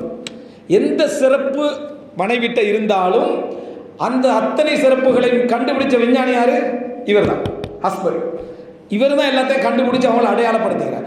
அதே சிறப்பு அவங்க ஏற்றுக்கொண்டு அடுத்த நாள் சொன்னாங்கன்னு வைங்களேன், அடுத்த நாள் நீ நேற்று சொன்ன மாதிரி நான் எவ்வளோ முன்னேற்றங்களுக்கு உங்களுக்கு காரணமாகிறேன் யோசிச்சு பார்த்தேன்டா, என்ன இவன் நான் சொன்னதை விட கூட விளக்குறா போல. நான் நேற்று சொன்னது ஒரு விஷயத்தை தான் பிரித்து 2 பகுதியாக்கி மனைவியை தட்டிடுறது. இதனால தான் நிறைய பேர் வந்து சிறப்பை சொல்ல வரதும் இல்லை. அதே போல் குற்றத்தை சொல்ல தன்முனைப்பு சிந்தனை தான் அந்த பெருமையுடைய நானா தம்பின்றது, சரியா? அதே போல் என்ன, இந்த ஏதாவது குற்றம் சொல்கிறேன்னு வைங்களேன், எனக்கு சரியான கோபம் வருது, நான் மாற்றிக்கொள்ள நினைக்கிறேன் அப்படின்னு அவர் அந்த குறையை ஏற்றுக்கொள்கிறார், அல்ஹம்துலில்லாஹ். அடுத்த நாள் ஒருத்தர் நீங்கள் சரியான கோபக்காரன் சொன்னானு, என்ன இவன் கோபக்காரன் தவறாக முடிவெடுத்துட்டார் அவர், நீ தான் நேற்று சொன்ன நீ கோபக்காரன், அதை அவர் திருப்பி சொல்ல உன்னால் ஏற்றுக்கொள்ளலாம், உன்னால் ஏற்றுக்கொள்ள தன்முடிவு எல்லாம் நான் தான். அதாவது ஜனாசா வீட்டுக்கு போனால் மையத்தை இவர் தான், கலை நோட்டுக்கு போனால் மாப்பிள்ளை இவர் தான். இந்த சிந்தனை ஒரு குரூப் டை. இவரை நீங்கள் நினைக்கிறீங்களா ஏதாவது சொல்லி விளங்கப்படுத்தி மாற்ற முடியும். என்னை பொறுத்தவரையில் தான் எல்லாத்தையும் ஆரம்பிப்பார். உன்னை பொறுக்கிறதே எங்களுக்கு பெரிய விஷயமா பேசுது, சரியா?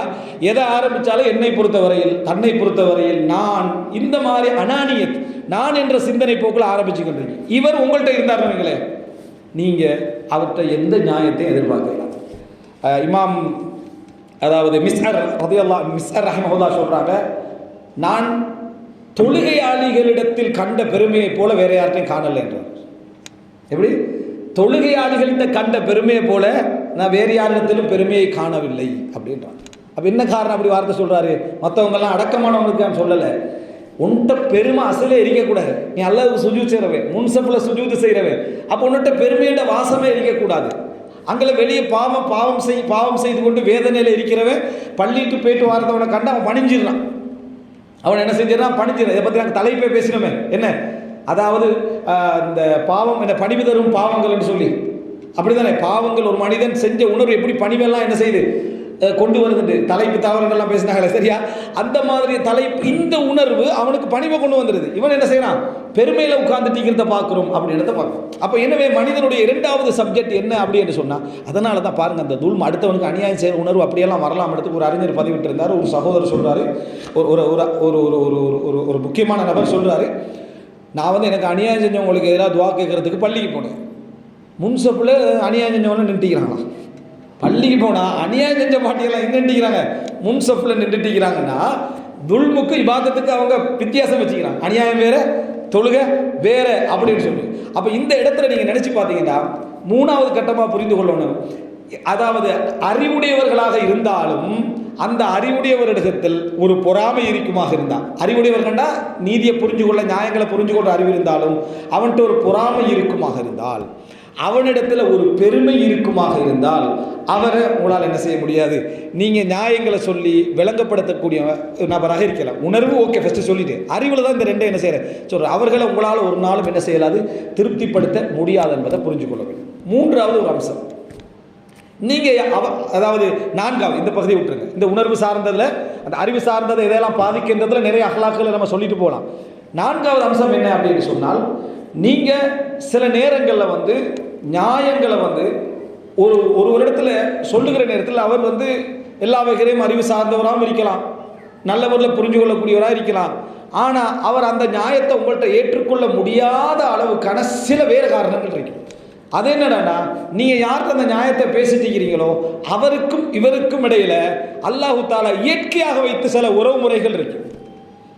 மனைவியோட குறையை பற்றி மனைவியோட தம்பிகிட்ட பேசிட்டு இருப்பீங்க, மனைவியோட குறையை பற்றி மனைவியோட தந்தைகிட்ட பேசிக்கிட்டு இருப்பீங்க, மனைவிட அந்த மனைவியுடைய என்ன அதாவது உங்களுக்கு அவருக்கு பிள்ளைகிட்ட பற்றி என்ன செஞ்சீங்க பேசிக்கிட்டு இருப்பீங்க, அல்லது மனைவி கணவன் என்ன அந்த உறவுகள்கிட்ட பேசிக்கிட்டு இருப்பீங்கடா.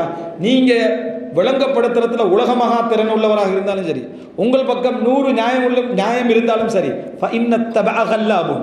இயல்பு என்பது மிகச்சிறு. என்ன காரணம்டா, தம்பி அங்கே தம்பி இருக்கிறார், பேசுறது வாப்பாட்ட, பேசுறது உம்மாட்ட. நீங்கள் கேட்குற நிமிஷம் அவங்க 10 நிமிஷம் அப்படியே நல்ல முறையில் உள்வாங்கிட்டு உள்ளுக்கு போவாங்க. சடார்னு யூட்டன் ஆகிடும். என்ன காரணம்டா, நீங்கள் ஏற்றினது அறிவு, அங்கே இருக்கிறது இயல்பு. அங்கே இருக்கிறது இயல்பு. இவ்வளோ விளக்கமாக தானே போனால் இதுக்கு பின்னால் வீட்டுக்கு கூட்டிகிட்டு போகக்கூடாது. எங்கே அங்கே கூட்டிகிட்டு போனாலே டோட்டலாக எல்லாம் மாறுது. மாறலை, நீ சேஞ்ச் பண்ணியிருந்தா இயற்கைக்கு போய்த்துருது. மாறுறது நீ தான் மாற்றி வச்சுருந்தாய், அது இயற்கைக்கு என்ன செஞ்சிடும், போயிடும். ஏன்னா இயல்பு அல்லாஹ் தஆலா எப்படி படைச்சிக்கிறான்னா, ஒருவருக்கொருவர் உறவு பாராட்டக்கூடிய அமைப்பில் தான் இரத்த உறவு அல்லாஹ் என்ன செஞ்சுக்கிறான், படைத்து வைத்திருக்கிறான். இரத்த உறவு என்ன செய்யும்னா, நீதி நியாயங்களை தாண்டி அன்பு காட்டும். இரத்த உறவு என்ன செய்யும், நீதி நியாயங்களை தாண்டித்தான் அன்பு காட்டும். கடையில் ஒருத்தர் திருடுறான்னு வைங்களேன், அவனை ஒரு தடவை 2 தடவை பார்த்துட்டு விளக்கிடும். இதே மகன் திருடுறான்னு வைங்களேன், விளக்கலுமா, விளக்குவோமா, விளக்க மாட்டேன், புள்ள தானே எடுத்துகிட்டு போட்டு ஒன்று, 2 அளவு தான். ஆனால் இயற்கை என்ன செய்யும்னா மனிதனுக்கு அதை தாண்டி வரும். அதனால தான் இப்போ நாங்கள் அஹ்லுல் பைத் அப்படின்ற ரசூல் ஸல்லல்லாஹு அலைஹி வஸல்லம் இஸ்லாம் முக்கியத்துவப்படுத்துகிற அளவுக்கு முற்படுத்தி வச்சுக்கிற எதன் காரணமாக, மார்க்கத்துக்கு செஞ்ச குடும்ப ரீதியான சப்போர்ட் உதவியின் காரணமாக. உலகத்தில் எத்தனையோ காஃபிர் இருக்கக்குள்ள அபூ லஹப குர்ஆன் சபிக்கிறேன், அபூ லஹப் செஞ்சதை விட நிறைய வேலை செஞ்சவங்க இருந்தாங்க. நீ ஆதரவளிக்க வேண்டிய இயல்பில் இருக்கவன் என்னது குடும்பம். நீ இயற்கையாக அநியாயமாக இருந்தாலும் ஆதரவு காட்டக்கூடிய நிலைமையில் இருக்க வேண்டியவன். நீ நியாயத்துக்கு ஆதரவு காட்டலைன்னா அடுத்தவர்கள் உனக்கு தான் என்ன, நீ நன்மை செஞ்சேன்னா உனக்கு டபுள் கூலி என்ன இருக்குதுன்றதான் குர்ஆன் அணுகக்கூடிய முறை. எனவே அவர்கள்ட்ட போய் நியாயங்களை விளங்கப்படுத்த ட்ரை பண்ணுறதவனை பொறுத்த வரைக்கும் என்னுடைய கருத்து, கொஞ்சம் சிந்தனை வீரியம் குறைந்த ஒரு ஆள், அல்லது ஒரு அனுபவம் போதாத ஒரு ஆள், சிந்தனை நல்லா இருந்துச்சுன்னு அனுபவம் போடாத ஒரு ஆள், எப்பயுமே குடும்ப ரீதியான இடங்களில் பெரிய தவறுகள் நடந்தால் தான் அதை கொண்டு போய் சொல்லி நியாயம் எடுத்து பார்க்கணும். மற்றபடி உள்ளதில் அவங்க ஒத்துமையாகிறத பார்த்து சந்தோஷப்பட்டுட்டு நம்ம விளையிடணும். அவங்க ஒத்துமையாக இருக்கிறத பார்த்து சின்ன சின்ன அதில் பகை அநியாயங்கள் இப்படி இருந்தாலும் குடும்பம் ஒத்துமையாக்கிதான், அதை குழப்பிடக்கூடாது.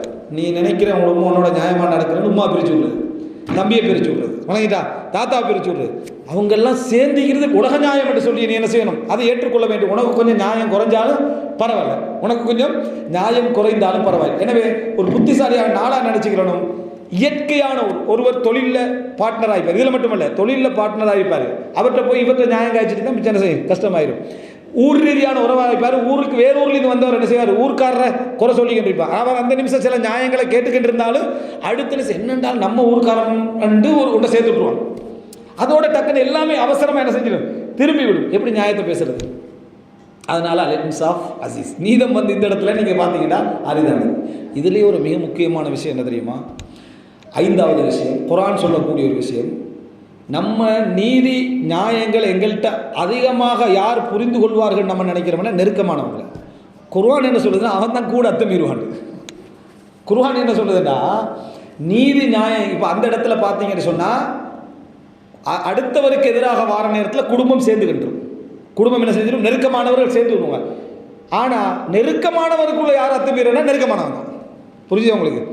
நெருக்கமானவருக்குள்ள ஒரு பிரச்சனை, அத்துமீற யாருன்னு பார்த்தீங்கன்னா நெருக்கமானவன் தான் என்ன செய்வான், அத்துமீறுவான். இவங்க அவசரமாக சேர்ந்து கொள்வாங்க. எப்போடா வெளியிலிருந்து ஒரு எதிரி வந்தால் இந்த குரூப்பில் என்ன செஞ்சிடும், சேர்ந்துடும். ஆயிஷா சொல்கிறேன், ஒன் நிசா உயன் சுரு பாதுஹுன்ன பாதா, பெண்கள் ஒருவருக்கொருவர் உதவி செய்து கொள்வார்கள். புகாரில் வர செய்தி, ஒன் நிசாவு என் சுரு பாதுஹுன்ன பாதா, பெண்கள் ஒருவருக்கொருவர் உதவி செய்து கொள்வார்கள். எப்போ விளைவிக்கணும்னா ஆண்களுக்கு எதிராக இருக்கிற டைப்பில் மட்டும், ஆண்களுக்கு எதிராக இருக்கக்கூடிய நேரத்தில் மட்டும். இல்லைன்னு வைங்க, பெண்கள் ஒருவருக்கொருவர் எதிரிகள். அவங்களுக்குள்ள எப்படி எதிரிகள் அப்படின்னு சொன்னால், மாமியை மருமகளுக்கு என்ன செய்யாது, பெரும்பாலும் பிடிக்காது. மருமகளுக்கு மாமியை என்ன செய்யாது, பிடிக்காது. இயற்கையாக பிடிக்காமல் போகுது. இது பிழை அல்ல, நுஃபூர் ஒன்று என்ன செய்யும், இயற்கையாக இருக்கு. மாமா மருமகனை பிடிக்காது, குறைவு. மாமா மருமகனை பிடிக்கவில்லை, மருமகன் மாமா பிடிக்கவில்லை என்ற சப்ஜெக்ட் என்ன செய்யும், குறைவாக இருக்கு. அதே போல் மனைவியாக வரவங்களுக்கு மைனியை பிடிக்காது, தங்கச்சியை. எங்கேயாவது மச்சானுக்கு பிடிக்காமல் போகிறது குறைவு. அப்போ இதில் இப்னு ஹஜர் அஸ்கலானி இந்த வார்த்தைக்கு ஷரஹ் எழுதுகிற டைமில் இந்த பெண்கள் ஒருவருக்கொரு உதவி செய்து கொள்வார்கள் என்றதை எப்படி புரிஞ்சு கொள்ளணும்? ஆண்களுக்கு எதிராக இருக்கக்கூடிய சந்தர்ப்பத்தில் அவர் சிறப்பாக கவனிக்கவில்லை எனக்கு தன்னோடு சம்பந்தப்படாமல் வார டைமில் பெண்கள் ஒருவருக்கொருவர் உதவியாக என்ன செய்வார்கள் இருப்பார்கள் என்ற இது பெண்களுக்கு எதிரானதல்ல. பெண்கள் எப்பொழுதும் தங்களுடைய இயல்புகளை புரிஞ்சு கொண்டு மார்க்க நிலைகளோடு தங்களை கட்டுப்படுத்திக் கொள்ள இந்த இயல்புகள் என்ன செய்யணும் புரிஞ்சுக்கணும். ஆண்களுடைய விஷயத்தில் ஆண்களுக்கு சில விஷயம் சொன்னது போல பெண்கள் அதை புரிஞ்சுக்கணும். நம்ம இந்த இடத்துல நம்ம நீதி அதாவது வெளியே போக வாய்ப்பு இருக்கு, அறிவை வளர்த்து கொள்ளணும். அப்போ நெருக்கமானவர்கள் மீறுவான் அல்லாஹ் எங்க சொல்றான்டா குர்ஆன்ல, அதாவது இன்ன கதீரம் மினல் ஹுலஃபா லா யப்கி பஅதுஹும் அலா பஅதின் இல்லா அல்லதீன ஆமனு வ அமிலுஸ் ஸாலிஹாத். அல்லாஹ் தஆலா சொல்றான் வ கலீலும் மா, அதாவது அதிகமாக கலந்து பழகுகின்றவர்கள் ஒருவருக்கொருவர் அத்துமீறுகிறார்கள் என்றால் இன்ன கதீரம் மினல் ஹுலஃபா, ஹுலதான ஹல் கலந்து பழகக்கூடியவர்கள், ஹலீத் இஹ்திலாத்னு சொல்லுவோம், கலந்து பழகக்கூடியவர்கள் அதிகமாக ஒருவருக்கொருவர் அத்துமீறுகிறார்கள் ஈமான் கொண்டு நல்லமல்கள் செய்கின்றவர்களை தவிர. அப்படின்னா அவங்களோட தியானத்தை அவங்கள என்ன செய்யும் கட்டுப்படுத்த, அவங்களோட மார்க்கப்பற்ற அவங்கள கட்டுப்படுத்தி வச்சுக்கணும். ஆனால் அப்படி எத்தனை பேர் இருக்கிறாங்கடா, இவங்க அதிகமட்டானே அல்லாஹ் கலீலும் ஆகும், கொஞ்சம் பேர் தான்றான். நீதம் எப்பயும் அரிதானது தான். அல்லாஹ் சொல்றான் கலீலும் ஆகும், அப்படிப்பட்டவர்கள் கொஞ்சம் தான் அப்படின்னு. இது எந்த கதையில் அல்லாஹ் சொல்றான்டா, ஒரு ஆளுக்கு 99 ஆடு, ஒருவருக்கு ஒரு ஆடு. இந்த 99 ஆடு உள்ளவே என்ன யோசிக்கணும், 49 அவனுக்கு கொடுக்கணும்ன்றது நியாயம். சரி, ஏதோ நம்மளோட இவ்வளோ காலம் வைக்கிற 49, இவர் எப்படி பேசுகிறாங்க பேத்து உண்டை வச்சுட்டு நீ என்ன செய்ய போற, நமக்கு தான் 99 ஆடு, அதோ இதை சேர்த்துட்டு அவனுக்கு வேற தொழில்கள் பார்த்துட்டு போயிடலாம்ன்ற லெவலில் தான் இவன்கிட்ட பேச்சிருக்கு. பார்க்குற 2 பேரும் சரிதானே, உண்டை வச்சுட்டு பெருசாக அவனோட போட்டி போட்டுட்டிக்கிறத கொடுத்துட்டு போனால் சரின்னு ஒரு இது நீதியாக நியாயமான எந்த லிஸ்ட்டுக்குள்ளே வரும்னு பார்த்துக்கோங்க. அப்போ அதனால் அல்லாஹ் தஆலா என்ன சொல்கிறான்னா, அதிகமாக கலந்து பழகக்கூடியவர்கள் ஒருவருக்கொருவர் அத்துமீறக்கூடியவர்களாக இருக்கிறார்கள், ஒருவருக்கொருவர் அத்துமீறக்கூடியவர்களாக இருக்கிறார்கள் ஈமான் கொண்டு நல்லமல்கள் செய்கின்றவர்களை தவிர. அப்போ அதனால் இப்னு உதைமீன் ரஹ்மத்துல்லாஹி சொல்கிறாங்க, நீங்கள் அதிகமாக காணுவீங்க மிக நெருக்கமானவர் தான் பகை, அத்துமீறக்கூடியவராக என்ன செய்வான் இருப்பான். காரணம் என்ன அப்படின்னு சொன்னால், அவர் அரபில் ஒரு காய்தா சொல்லுவாங்க, கத்ரத்துல் மிசாஸ் துஃப்கிதுல் இஹ்சாஸ், அதிகமான தொடர்பு உணர்வை இழக்க செய்யும், அதிகமான தொடர்பு உணர்வை இழக்க செய்யும். அதிகமாக கலந்து பழக பழக பழக பழக தூரத்துலேருந்து பார்த்தா அழகு குறையும், அழகு குறைஞ்சிட்டு வரும். கிட்ட நெருங்கினோடனே மைனஸ் நல்லா என்ன செய்யும் விளங்க ஆரம்பிக்கும். அப்போது உடனே ஒரு வார்த்தை சொல்லிடுறது, இப்படி நினச்ச பார்த்தா அவர் அப்படி இல்லை, நீ நினைச்சதுக்கு முதலாவது பிள்ளை, நீ மலக்கோடைய பழகிறாய் பிள்ளை, உன்னையும் இப்போ அவன் நினச்சிருப்பான், அவன் நல்லவன் சொல்லி சொல்லாம வைக்கிறான், அவன் நல்லவன் சொல்லி சொல்லாம வைக்கிறான். அப்போ உடனே கொஞ்சம் நான் நினச்ச மாதிரி இல்லைப்பா, நீ என்ன மாதிரி நினச்சிருந்தாய், நீ ஜிப்ரீல் மாதிரி மீகாயில் மாதிரி இஸ்ராஃபீல் மாதிரி நினச்சிருந்திருப்பாய், உண்ட சிந்தனையில் உள்ள பிள்ளையை கொண்டு போய் அவன்கிட்ட என்ன செய்வாய் அப்ளை பண்ணுவான். இப்போ இந்த மாதிரி கத்ரத்துல் மிசாஸ் துஃகிதுல் இஹ்சாஸ், அதிகமான தொடர்பு என்ன செய்யும் என்று சொன்னால் ஒருவருடைய உணர்வை என்ன செய்யும் இழக்க செய்யும். அப்போ இந்த உணர்வு அந்த இழக்க செய்யறதுக்கான அதிகமான இந்த அதனால நெருக்கமாக பழகிட்டு இருக்கிற டைமில் நம்ம தமிழில் விஷயம் சொல்லுவோம், முற்றத்து மல்லிகை என்ன செய்யாது மணக்காது அப்படின்னு வச்சுக்கிறோம். நம்ம முற்றத்து மல்லிகைன்னு ஊரை மட்டும் நினைச்சிக்கிறேன், வீட்டுக்குள்ளேயும் தான் சரியா. முற்றத்து மல்லிகைன்றது வீட்டுக்குள்ளேயும் தான் இருக்கிற கணவனாக இருந்தாலும் சரி, இருக்கிற மனைவியாக இருந்தாலும் சரி என்ன செய்யாது, நமக்கு மைனஸுடைய பகுதிகள் என்ன செய்யும் நிறைய விளங்கி கொண்டே இருக்கும். சிந்தனை உள்ளவன் தான் நினைப்பான் மைனஸை மட்டும்தான் இந்த இடம் காட்டும், நல்ல முறையில் யோசிச்சு பார்த்தா அதில் நிறைய நியாயங்கள் என்ன செய்யும் இங்கே இருக்கிறதுக்கு இருக்கும் அப்படின்றது விளங்காது. இதுக்கு ஷேக் அல்பானியோட சம்மந்தப்பட்ட ஒரு சின்ன ஒரு சம்பவம் ஒன்று ஷேக் அல்பானி ஒரு ஹதீஸை தஹ்கீக் பண்ணிக்கிட்டு வர.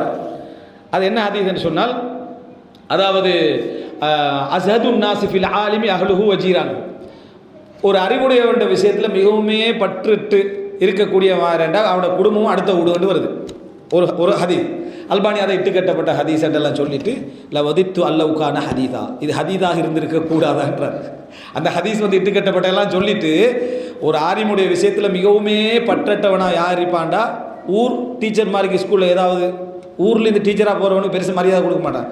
வெளியூர்லேருந்து ஒருத்தர் டீச்சர் வந்திக்கிறான்னா அவனுக்கு ஒரு மரியாதை கொடுப்பான். ஆனால் ஊரில் உள்ள நல்லா படிப்பிப்பான், ஸ்கூலில் நல்ல ஊர் என்ற உணர்வோடு சேர்த்து படிப்பிப்பான். ஆனால் அவன்கிட்ட டியூஷன் கிளாஸுங்க அவனு போக மாட்டாங்க, அவன்கிட்ட படிப்புக்கு போக மாட்டார், வாப்பாவும் சேருதான் இவரும் சேருதான் ஒரு விதமாக சொல்லிப்பான். அவரை விட கொஞ்சம் அறிவு குறைஞ்சவரால் வெளியே வந்துடுவாங்க, வெளியே வந்து சொல்லி வேலை இல்லை அப்படின்னு அப்படி படிப்பிக்கிறார் அப்படி என்னென்ன அவரை சொல்லிக்கிட்டு இருப்பாங்க. அதனால் ஊர் பிரின்சிபல் மாதிரி எந்த ஸ்கூலில் வைக்கிறது அனுப்பிடுறது, வெளியூரில் ஒரு பிரின்சிபல் கொண்டு வந்து ஊரில் சேர்த்துறது, ஊர் உள்ள பிரின்சிபலும் ஊரில் வைக்கிறது ஓடிடுறது சரியா. இங்கிருந்தா நம்மளே மதிக்க மாட்டான்னு ஓடிடுது, மெட்ராஸில் போய் செட்டில் ஆகிடுது. என்னென்ன காரணம் என்ன ஊரில், இது காரணம் இந்த சப்ஜெக்ட் அதாவது அஸ்ஹதுன் நாஸி ஃபில் ஆலிமி அஹ்லுஹு வ ஜீரானுஹு. ஒரு அறிஞருடைய விஷயத்தில் மிகவும் பற்றற்றவராக யார் இருப்பாண்டா, பக்கத்து வீட்டு காரணம் வீட்டில் உள்ளவரும் என்னது பற்றற்றவராக இருப்பார் அப்படின்னு சொல்லி வருது. அல்பானி என்ன சொல்கிறாங்கன்னா, இது ஹதீஸாக இருந்திருக்க கூடாதா அப்படின்ற ஒரு வார்த்தையை சொல்கிறது என்ன செய்யும் பார்க்கிறோம். இப்போ இந்த நீங்கள் புரிஞ்சுக்கிட்டீங்கன்னா, நெருக்கமானவர்கள் கூடுதலாக அத்துமீறுவார்கள்டா. முதலாவது நெருக்கமானவன்ட்ட நியாயங்களை சொல்கிறத குறைச்சிக்கணும். நிறைய பேர் நினைக்கிறீங்க வந்து நெருக்கமானவர்களோட பேசுகிற சந்தர்ப்பத்தில் அதிகமாக, ஆனால் இதெல்லாம் விதிவிலக்கானவங்க இருக்கிறாங்க. யார்? ஈமான் கொண்டவர்கள், சிறப்பான நல்லமலுடையவர்கள், மார்க்கத்தின் ஊடாக தங்களை கட்டுப்படுத்திக் கொள்ளக்கூடியவர்கள், இவைகளை புரிஞ்சவர்கள். இதில் விதிவிலக்கு தான், அவங்களுக்கு தெரியும் இதில் என்னன்னு சொல்லி. ஆனால் அதிகமானவர்களை பற்றி தான் என்ன செய்கிறேன் நான் இங்கே பேசுகிறேன், அரிதுன்றது. இதை விளங்கிட்டீங்கன்னா நெருக்கமானவன்ட்ட அடிக்கடி நியாயத்தை சொல்லிட்டு கூடாது. நெருக்கமானவன்ட்ட காலையில் நியாயம், பகல்லே நியாயம், நைட்லேயே நியாயம் பேச அவன் சும்மா கேட்டுட்டு அவன் என்ன செய்யறா, சும்மா கேட்டுட்டு இருப்பான். நீங்க நினைக்கிறீங்க உங்க நியாயத்தை அவன் செவி கொடுத்துட்டு டெய்லி இதுதான்றதுக்காக அவன் என்ன செய்யறான், கேட்டுட்டு இருப்பானே தவிர நீங்க அந்த நியாயங்களை அடிக்கடி அடிக்கடி அடிக்கடி என்ன செய்யக்கூடாது, பிரஸ்தாபித்து கொண்டு இருக்கக்கூடாது. அவர் அப்படித்தான் அவரை நியாயப்படுத்திக்கிட்டே இருப்பான்னு சுருக்கமாக முடிச்சிருவாங்க நீ சொன்ன அத்தனை நியாயங்களை. சரியா? அதனால இந்த லெவலுக்கு நம்ம என்ன செய்யக்கூடாது, போகக்கூடாது. அதிகமாக நம்முடைய நியாயங்களை புரிந்து கொள்ளுதல் என்பது அரிது என்ற இடத்தை நம்ம என்ன செய்யணும், இந்த இடத்துல தெரிஞ்சுக்கிறோம். அடுத்த கட்டமாக நீங்க என்ன செய்யணும்னா, சில நியாயங்களை பொறுத்த வரைக்கும் நீங்க வெளிப்படுத்த முடியாத ஒரு கட்டத்தில் இருக்கு. சில நியாயங்களை வெளிப்படுத்த முடியாத கட்டத்தில் உங்களுக்கும் அவங்க சில நியாயங்களை ஏற்றுக்கொள்ள முடியாத கட்டத்தில் இருப்பாங்க. நீங்க நியாயமற்றவன் இடத்துக்காக அல்ல, அவங்களுக்கு இன்னும் பல வேலைகள், இன்னும் பல இடங்கள்ல இருக்கக்கூடிய சில விஷயங்கள் இந்த இடத்துல பேசக்கூடாதுன்ற நியாயத்தை அவங்களுக்கு சொல்லி, நீங்க நியாயமானவர் என்று 100% தெரிந்தும் உங்களுடைய நியாயங்களை சிறப்பாக அறிந்தும் அந்த நியாயங்களை உங்களுக்கு வெளிப்படுத்தாமல் அவங்க மௌனமாக இருக்க வேண்டிய கட்டம் வரும். என்ன இவர் இவ்வளவு சொல்லி மௌனம், இப்போ சொல்லுங்க நான் சரியா பிள்ளையாண்டால் அவன் மௌனமாக இருந்திருப்பான். ஆனால் நீங்கள் நியாயமானவன் அவருக்கு தெரிஞ்சிருக்கு, நீங்கள் நியாயமானவன் தெரிஞ்சிருக்கு, உடனே உங்களுக்கு எதிரானவர்கள் நீங்கள் எடுக்கக்கூடாது. உண்மையான அறிவுகளோட எதிராக ஏதோ ஒரு காரணமாக அவர் என்ன செய்யலை, அதை வெளிப்படுத்தலை. இப்போ ரசூலுல்லாஹி ஸல்லல்லாஹு அலைஹி வஸல்லம் அவங்கள ஆயிஷா ரலியல்லாஹு அன்ஹா வந்து அன்சாரி பெண்கள் வந்து என்ன செய்கிறாங்க, அன்சாரி பெண்மணின்னு வந்து அவங்களோட சேர்ந்து அழுகிறாங்க. யாரோட? ஆயிஷாவோட சேர்ந்து அவங்களும் அழுகிறாங்க. அதாவது ஆயிஷா ரதியல்லாஹு அதை மறக்க முடியாத அளவில், அந்த வார்த்தை இருக்குல்ல, ஆனால் மறக்க முடியாத அளவில் அவங்களோட பக்கத்தில் நின்று என்ன செய்கிறாங்க, அழுகிறாங்க அன்சாரி பெண்மணி. இந்த அளவில் நடந்து கொள்றாங்க அந்த அன்சாரி பெண். உம்மு மிஸ்தா ஆயிஷா அவங்களுக்கு சார்பாக நடந்து கொள்றாங்க. ரசூலுல்லாஹி ஸல்லல்லாஹு அலைஹி வஸல்லம் எதிராக இருக்கல, ஆனால் சார்பான வார்த்தை ஆயிஷா ரதியல்லாஹு அன்ஹாவுக்கு வெளிப்படுத்தலை. ரசூலுல்லாஹ் நிற்கிறாங்க அப்படின்னு அர்த்தம் என்ன, ரசூல் ஸல்லல்லாஹு அலைஹி வஸல்லம் அவங்களோட பக்கத்தை நியாயத்தை புரியாமல் இல்லை, ஆனால் ரசூலுல்லாஹ் அப்படி இருக்க வேண்டிய ஒரு இடத்துல இருக்கிறாங்க. காரணம், ஒரு சமூக தலைவர் தனது நீதியை வெளி உலகத்துக்கு நிரூபிக்க வேண்டிய ஒரு இடத்துல ரசூலுல்லாஹ் நின்றுட்டிருக்கிறாங்க. மனைவிக்கு சார்பானவர், குடும்பத்துக்கு சார்பானவர் என்ற இடத்துக்கு அவங்க என்ன செய்யக்கூடாது, போகக்கூடாது என்ற ஒரு இடத்துல இருக்கிறாங்க. நமக்கு அந்த லெவலில் வந்தால் நம்ம சார்பாய்க்கலாம் மனைவி, ரசூலுல்லாஹ்ங்களுக்கு அந்த நிலைமை இல்லை. இதை ஒருத்தர் சுன்னத்தா பின்பற்றி நான் ஏன் நியாயமாக இருந்தேன் ரசூலுல்லாஹ் அப்படின்னு தான், உனக்கு என்ன உனக்கு வகையாக இறங்குறது இல்லை, அங்கே வகை இறங்கிட்டு ஆனால் ரசூலுல்லாஹ் அப்படி இருக்க வேண்டிய ஒரு கட்டத்தை என்ன செய்கிறாங்க, ரசூலுல்லாஹ் இருக்கிறாங்க. அப்போ ரசூலுல்லாஹ் தான் அந்த அல் குர்ஆன் வசனத்தை என்ன செய்கிறாங்க, ஆயிஷாட்ட சொல்கிறாங்க, அல்லாஹ் தஆலா உங்களை தூய்மைப்படுத்திட்டாங்க. ரசூலுல்லாஹ்களுக்கு எழுப்பி தேங்க்ஸ் பண்ணுங்கன்னு சொன்ன உடனே அபூபக்கர் அவங்களும் அவங்களோட மனைவி சொன்ன உடனே என்ன சொன்னாங்க, இவருக்கு நான் ஏன் நன்றி செலுத்தணும்னு கேட்டாங்க ஆயிஷா. இவருக்கு ஏன் நான் நன்றி செலுத்தணும், நான் நன்றி செலுத்தணும் அல்லாஹ்வுக்காக தான். அப்படின்னா ரசூலுல்லாஹ் அநீதியாக நடந்து அர்த்தம் இல்லை, ரசூலுல்லாஹ் எனக்கு சார்பாக என்ன செய்யலை இருக்கல, ரசூலுல்லாஹ் சார்பாக இல்லாமல் இருக்கிறதுக்கான சில நியாயங்கள் என்ன செஞ்சது ரசூலுல்லாஹி ஸல்லல்லாஹு அலைஹி வஸல்லம் இருந்துச்சு. ஆயிஷா அவங்க நியாயம் இல்லாதவர் என்பதற்காக. எனவே எம்மை சூழ உள்ள எல்லாருமே நீங்க நியாயமானவர், நீங்க நியாயமானவர் என்று சொல்லாமல் இருக்கிறதுக்கு காரணம் நம்ம நியாயம் இல்லைன்னு அர்த்தம் அல்ல. அவரவர்களுக்கென சில வாழ்க்கையில் சில அடுத்த சிறப்பு நியாயங்கள் சில பகுதி இருக்கும். ஒரு மனைவி ஒரு விஷயம் பேசுகிற சந்தர்ப்பத்தில் கணவன் அமைதியாக இருப்பான், மனைவி நியாயம் இல்லைவான்னு அர்த்தம் அல்ல, பேசப்படுறது நம்மளோட தாயை பற்றின்னு அர்த்தம், பேசப்படுறது நம்மளோட தாய் பற்றின்னு அர்த்தம். மனைவிக்கு நம்ம அவரோட தம்பியை பற்றி ஏதோ ஒன்று சொல்லிக்கிட்டு இருப்போம், அவங்க மௌனமாக இருப்பாங்க, நீ நியாயம் இல்லைன்னு அர்த்தம் அல்ல, பேசப்படுறோட தம்பியை பற்றி. அதனால் சில நேரங்களில் அந்த இடத்தோரை பாதுகாக்க வேண்டிய கட்டம் அவங்களுக்கு என்ன செய்ய இருக்கும், அதனால் அமைதியாக என்ன செஞ்சுட்டு இருந்திருப்பான். அவங்க அங்கே போய் உபதேசம் செய்வதற்கான வாய்ப்பு இருக்குது. உமர் இப்னு கத்தாப் எல்லாம் கொல்லப்பட்டது எதனால் தெரியுமா, இந்த நியாயத்தை புரிஞ்சு கொள்ளாதனால. அபுல் குலுவா அவர்கிட்ட வந்து உமர் ரலியல்லாஹு அவர் வந்து சொல்கிறாரு, இப்படி தான் எனக்கு சில இந்த அதாவது இந்த அதாவது முகீரத் இப்னு ஷுபா வந்து இப்படி நடந்து கொள்றாரு, முறையாக நடந்து கொள்றாரு இல்லை அப்படின்னு சொன்ன உடனே உமர்லாங்க என்ன பதில் சொல்கிறாங்கன்னா, நீங்கள் வந்து என்ன செய்யுங்க, உங்களோட எஜமானனோட சிறப்பான முறையில் நடந்துக்கங்கன்றாங்க. மனசுக்குள்ளே வச்சுக்கிறாங்க. அட்வைஸ் சொன்னாங்க என்ன செய்யணும் பண்ணணும், அட்வைஸை இவர்கிட்ட பண்ணுறேன்னு சொன்னால் இவர் அவருக்கு எதிராக கிளம்பக்கூடிய மன உணர்வுக்கு வந்துடுவார்னு சொல்லலை. இது இந்த ஒரு அற்ப காரணமாகத்தான் உமர் ரலியல்லாஹு என்ன செய்யுது, கொள்கிற அளவுக்கு என்ன செஞ்சது வந்தது அப்படின்றத பார்க்கும். எனவே தான் இதில் நம்ம கவனமாக இருக்கணும். இதனால தான் இமாம் மாலிக் இப்னு அனஸ் ரஹிமஹுல்லாஹ் இதை நீங்கள் பார்த்துக்கங்க. மாலிக் இப்னு அனஸ் ரஹிமஹுல்லாஹ் அவங்க வந்து எப்பயுமே என்ன செய்வார், அதாவது இந்த பள்ளிக்கு 5 நேரம் வந்து ஜனாசா தொழுகைகளை கலந்து கொண்டு எல்லாத்துலேயும் கலந்து கொள்ளக்கூடியவங்களாக இருந்தாங்க. திடீர்னு கொஞ்சம் காலத்தில் ஜனாசா தொழுகைகளை கலந்து கொள்றது என்ன செஞ்சுட்டாங்க, விட்டுட்டாங்க. அதுக்கப்புறம் 5 நேரம் பள்ளிக்கு வாரத்தை விட்டுட்டாங்க இமாம் மாலிக் பின் அனஸ். அப்போ மக்கள் வந்து கொஞ்சம் அது நீண்ட காலமாக அப்பவும் போய் கேட்குறாங்க, ஏன் நீங்கள் இப்படி வாரீங்க இல்லைன்னு சொல்லி. இமாம் மாலிக் பின் அனஸ் சொன்ன வார்த்தை என்ன தெரியுமா? லைஸ குல்லு நாசி யக்திர் ஐயதகல்லம பிஉத்ரிஹி. எல்லா மனிதர்களும் தங்கள் நியாயத்தை சொல்வதற்கான சக்தியில் இல்லைன்னா, எல்லா மனிதர்களும் என்ன நியாயத்தின் காரணமாக நான் இங்கே வராமல் இருக்கிறேன் என்று சொல்லக்கூடிய சக்தியில் இல்லை என்று இமாம் மாலிக் பின் அனஸ் ரஹிமல்லாஹ் சொல்கிறாங்க. ஒரு காயிதா மாதிரி இதை எழுதிக்கிறோம் நம்ம மனசு. அடுத்தவன்ட்ட விஷயத்தில் நியாயம், நம்மளோட விஷயத்துக்கு போய் தேடுற நியாயம். அவனுக்குன்னு சில விஷயங்கள் இருக்கு, அவனால் வரையலாத காரணம், செய்யலாததுக்கு காரணம். என்ன காரணம் நீங்கள் சுன்னத் தொழலைன்னு கேட்குறது? என்ன காரணம் நீங்கள் தஸ்பீ செய்யலை? என்ன காரணம் நீங்கள் என்ன செய்யலை, குர்ஆன் ஓதலை? என்ன காரணமாக நீங்கள் அது செய்யலை? என்ன காரணமாக இது செய்யலைன்னா ஒரு மனிதனுக்கு அவசரமாக சொல்லி வேணுமாய்க்கும், ஆனால் சொல்லாமிக்கிறதுக்கு அவனுக்கு வேறொரு நியாயம் என்ன செய்வீங்க? இமாம் மாலிக் பின் அனஸ் சொல்கிறாரு, எல்லா மனிதர்களும் தனது காரணத்தை சொல்வதற்கான சக்தியில் இல்லை அப்படி என்றால் இமாம் மாலிக் பின் அனஸ் ரஹிமஹுல்லாஹ். அப்போ நம்ம தெரிந்து கொள்ள வேண்டிய விஷயம் என்னடா, சில நியாயங்கள் எங்களுக்கு வெளிப்படுத்தப்படாமல் இருப்பதில் பல நியாயங்கள் அதில் என்ன செய்யும் இருக்கும். யார் நமக்கு எதிராக வெளிப்படுத்தலையோ அமைதியாக போகிறது நல்லது. இந்த ஒரு விளக்கமின்மையை பற்றி, இந்த இன்சாஃபை பற்றி இமாம் இப்னு குத்தைமா தைரவரி சொல்கிறார். எப்படின்னு ஒரு வார்த்தை, அழகான வார்த்தை, லக்கது குன்னா நஅ்ததிரு மினல் ஜஹ்லி ஸமான. நாங்கள் ஒரு நீண்ட காலமாக படிக்கலையே, தெரியலையே, விளங்கலையே என்று நியாயம் சொல்லி கொண்டிருந்தோம். வக்கது சிர்னா நஅ்ததிரு மினல் இல்ம். படிச்சுட்டோமே, விளங்கிட்டோமே, இப்போ காரணம் சொல்ல வேண்டியிருந்தார். அதாவது ஏன் தான் விளங்கினோமோ, ஏன் தான் படித்தோமோ, ஏன் தான் தெரிஞ்சோமோடு காரணம் சொல்ல வேண்டிய காலத்துக்கு நாங்கள் என்ன செய்திருக்கிறோம், தள்ளப்பட்டோம். ஒரு காலத்தில் நன்றியை மறைமுகமாக உணர்த்த வேண்டிய காலத்தில் இருந்தோம். இப்போ சலாமத்தாய்க்கிறதே நிம்மதி என்ற காலத்துக்கு நாங்கள் என்ன செஞ்சுட்டோம். அவன் நன்றி தெரிவிக்காட்டி பரவாயில்ல, ஏசாம இருந்தால் போதுகின்ற காலத்துக்கு நம்ம வந்துட்டோன்றான். இதை நம்ம தெரிந்து கொண்டு விட்டோம் என்றால் நமக்கு இப்போ விளங்கிறேன் என்னடா, இது எவ்வளவு இந்த நியாயங்கள் என்னென்ன விஷயங்கள் எல்லாம் என்ன செய்யுது நம்மளோட மிக்ஸ் ஆகிக்கிறத பார்க்குறோம். இதை தெரிஞ்சுட்டோம் என்று சொன்னால் இந்த உலகத்தில் நம்ம நிம்மதியாக இருக்கணும்டா, நம்ம ரிலாக்ஸாக இருக்கணுமாக இருந்தால். இமாம் மாலிக் பின் அனஸ் இன்னொரு செய்தி என்ன சொல்லிக்கிறார். இமாம் மாலிக் பின் அனஸ் மக்கள் என்னையை பற்றி என்ன சொல்கிறாங்கன்னு கேட்டார். சிலர் பாராட்டுறாங்க, சிலர் விமர்சிக்கிறாங்க. மாலிக் பின் அனஸ்க்கு என்ன கவலை, விமர்சிக்கிறாங்களா, எந்த காரணமாக நமக்கு ஒத்த விமர்சிக்கிறேன்டா நம்ம தாங்களா, ஒரு மக்கள் 60 பேர் விமர்சிக்கிற மாதிரி சொல்கிறாரு, என்ன விமர்சனம் கேட்கல. இப்படித்தான் மக்கள், இப்படித்தான் காலம். எல்லா மக்கள்லையும் விமர்சனமும் வரும், பாராட்டும் வரும். விமர்சனம் மட்டுமே வார நேரத்தான் நம்ம அஞ்சு கொள்ள வேண்டும் என்றார். விமர்சனம் மட்டும்தான் வருது, பாராட்டே வரலைன்னா நம்ம பிள்ளை செய்கிறோம் என்ன செய்யணும், அஞ்சு கொள்ள வேண்டும். இல்லைன்னா விமர்சனமும் பாராட்டும் வார நிலைமையில தான் மனிதர்களுடைய வாழ்க்கை என்ன செய்யும், போகுமாட்டாங்க. இதை நம்ம விளங்கினோம்டா நமக்கு நம்ம செய்து கொள்ள வேண்டிய ஒரு உபதேசம் என்ன தெரியுமா, எந்த நேரத்திலும் நாங்கள் அடுத்தவர்கள் நம்மை நியாயப்படுத்த வேண்டும், நமது நியாயங்களை புரிந்து கொள்ள வேண்டும், அதில் தான் எங்களோட நிம்மதி என்ற இடத்துக்கு போகக்கூடாது. அதில் தான் நம்ம அந்த நிம்மதி என்ற இடத்துக்கு போகக்கூடாது எப்பொழுதுமே. அதாவது கத்திமில் மஅரூஃபு வர்ஹம், நன்மையை செய் நகர்ந்து விடு, நன்மையை செய் நகர்ந்து விடு. லா தந்ததிர் சுக்ரன் வலா திக்ரா, நன்றியையும் எதிர்பார்க்காத, புகழையும் என்ன செய்யாத எதிர்பார்க்காத. பெரிய மருந்து. லா நுரீது மின்கும் ஜஸாஅன் வலா ஷுக்கூரா, உங்களிடத்தில் கூலியும் எதிர்பார்க்கவும் இல்லை, நன்றியும் நம்ம என்ன எதிர்பார்க்கல.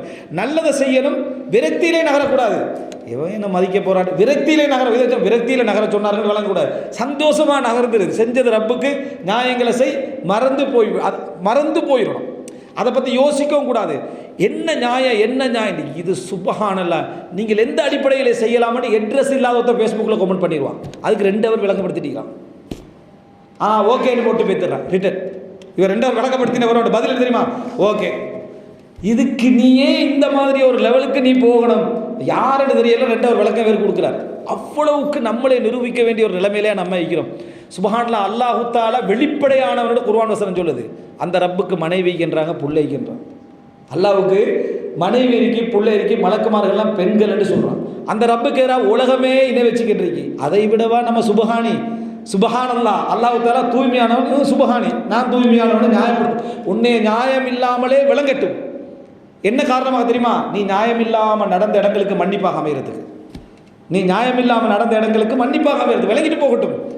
அப்படி நினைக்காம எல்லா இடத்துலையும் சுபஹானி நான் தூய்மையானவன், நான் என்ன நியாயம் என்ன விளங்கப்படுத்த போகிறது உன்னிடத்துல நல்லது செய், நகரணும் என்கின்ற ஒரு சிந்தனைக்கு நம்மளே நம்ம என்ன செய்யணும், உருவாக்கி கொள்ள வேண்டும். ரசூலுல்லாஹி ஸல்லல்லாஹு அலைஹி வஸல்லம் தூய்மையான வாழ்க்கை வாழ்ந்து, துறவற வாழ்க்கை வாழவும் இல்லை, 11 மனைவியோட வாழ்ந்தவங்களுக்கு எவ்வளவு மோசமான கெட்ட கெட்ட குற்றச்சாட்டுகளை ரசூல் ஸல்லல்லாஹு அலைஹி வஸல்லம் அவங்களுக்கு வச்சுக்கிறாங்க. மனைவிமார்களால் சான்று வழங்கப்பட்ட ஒரு மைனஸ் சொல்லப்படாத ஒரு தலைவருக்கு உலகத்தில் எத்தனை பேர் குற்றச்சாட்டு வைக்கிறாங்க. முஸ்லீம்கள் எத்தனை பேர் அதில் நோயாளியாக பேசிக்கிறாங்க. ஷியாக்கள் போனவங்க, வெளியுள்ளவங்களோட முஸ்லீம்கள் ஷியா பட்டியலில் இருக்கக்கூடிய அந்த லிஸ்ட்டுக்குள்ளே வந்தவங்க செய்கிறாங்களா இல்லை? அப்போ இந்த மாதிரிலாம் நீங்கள் எடுத்து பார்த்தீங்க அப்படின்னு சொன்னால் இவர்களுக்கெல்லாமே வந்திருக்கிற சந்தர்ப்பத்தில் நமக்கு அப்படி வராதன்ற ஒருத்தன் எதிர்பார்க்கிறவன்ட அவர் மஹ்லூக் அக்லியன், என்னது அதாவது சிந்தனை ரீதியாக அவருக்கு என்னமோ பிரச்சனைங்கிறதானே அர்த்தம். அப்போ இப்படி வர டைமில் மனைவி விட்ட நியாயங்களை சொல்வது, அதுக்கப்புறம் பிள்ளைகிட்ட நியாயங்களை சொல்வது, அப்படி உண்மையாக அவர்கள் நீதியானவர்களாக இருந்தால், உண்மையில் அவர்கள் ஃபித்ரத்தோடு படைக்கப்பட்டவர்களாக இருந்தால் உங்களோட நியாயங்களை என்ன செய்வாங்க, இன்றைக்கு புரிந்து கொள்ளாது விட்டாலும் நாளை ஒரு நாள் என்ன செய்வாங்க, புரிஞ்சு கொள்வாங்க. புரிய வைக்க முடிஞ்சு அவசரப்படுறது, உனக்கு ஒரு டைம் வரும், அப்போ என்னையை பற்றி வழங்கு. என்னதுக்கு அந்த டைம் வரணும், நீ அது வரைக்கும் வெயிட் பண்ணணும். அந்த டைம் ஏன் வரணும், அட்வைஸுக்கு பண்ணலாம், பிள்ளையோட தரபியாவுக்கு பண்ணலாம். அதை தவிர இந்த மாதிரி என்ன செய்யக்கூடாது, பண்ணக்கூடாது. நம்ம எங்களுக்குள்ள நிம்மதியாக இருக்கணும்டா, மனசில் ஆற்றல் உடையவர்களாக இருக்கணும்டா, பழக்குங்க. நியாயங்களை சொல்லாமலே நீங்கள் என்ன செய்ய போங்க. உங்கள்கிட்ட நியாயத்தை கிண்டுறதுக்கு ஒத்த வருவேன். நான் பொதுவாக அதிலே ஆரம்பிக்கிற தெரியுமா, நான் பொதுவாக நியாயம் சொல்கிறது இல்லை, நீங்கள் கேட்டதுக்காக சொல்கிறேன், வெயிட் பண்ணின மாதிரி சொல்லுவாங்க, வணங்கிட்டா. இந்த மாதிரி தன்மையே எடுத்துட்டு நியாயங்கள் எதுவுமே சொல்லாமல் பொறுமையாக பணிவாக நம்மளை பற்றி தவறாக விளங்கினா முடிஞ்சால் மிகவும் தூரமாக போகிற டைமில் விளங்கப்படுத்திட்டு, இல்லைன்னா அமைதியாக போகக்கூடிய ஒரு மனோபக்குவத்துக்காகத்தான் இந்த தலைப்பு. அதாவது இதை மாற்றவே இயலாது இந்த உலகத்தில். நீங்கள் நிம்மதியாக இருக்கணும். ஒரு காலம் வரும், நீங்கள் 70 வயசாகுவீங்க, ஒரு 75 வயசாகுவீங்கன்னு வைங்களேன், அந்த ஒரு இடத்துக்கு வந்துட்டு வைங்களேன், நீங்கள் குடும்ப ரீதியாக சமுதாய ரீதியாக ஊருக்கு செஞ்ச சேவைகளை தெரியாத பிள்ளைகளும் சமூகமும் உங்களோட குடும்பத்தில் ஊரில் பிறக்கும். நீங்கள் யாருன்னு உங்களை வந்து ஒரு வீல் சேர்லையும் உங்களுக்கு நீங்கள் ஒரு சுமையாகவும் இருக்கக்கூடிய ஒரு காலகட்டத்தில் பிறக்கும். நீங்கள் அவர்களை பார்த்து அவர்கள் உங்களை நக்கல் அடிக்கக்கூடிய வயசில் வந்தாலும் என்ன செய்வாங்க, வருவாங்க.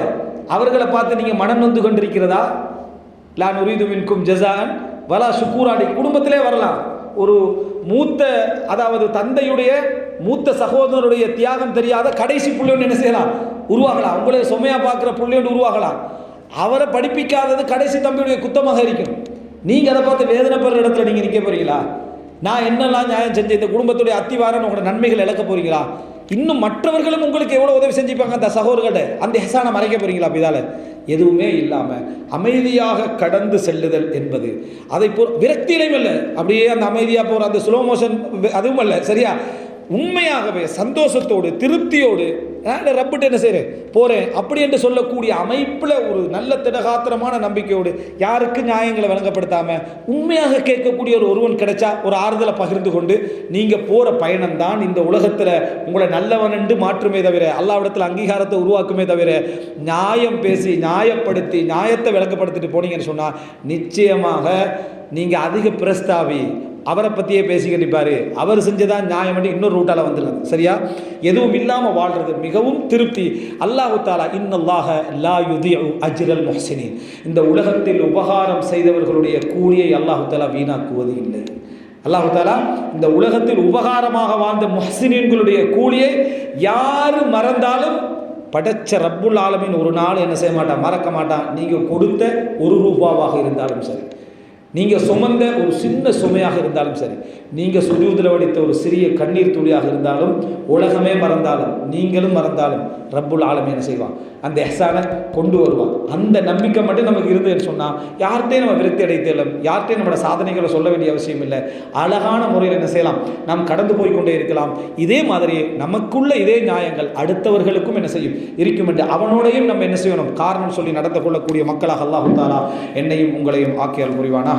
هذا ما عندي والعلم عند الله وأقول قولي هذا وأستغفر الله لي ولكم والسلام عليكم ورحمة الله وبركاته.